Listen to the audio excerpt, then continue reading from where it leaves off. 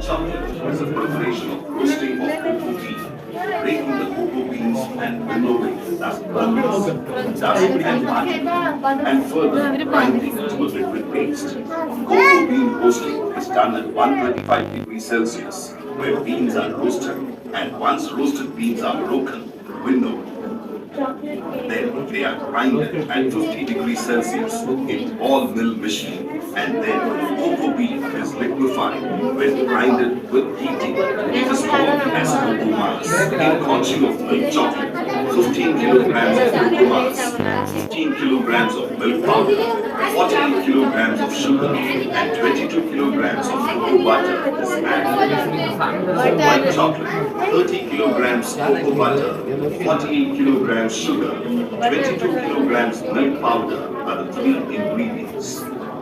Dark chocolate is added with 34 kilograms of cocoa mass, 48 kilograms of sugar, 22 kilograms of milk powder, and cocoa butter 30 kilograms.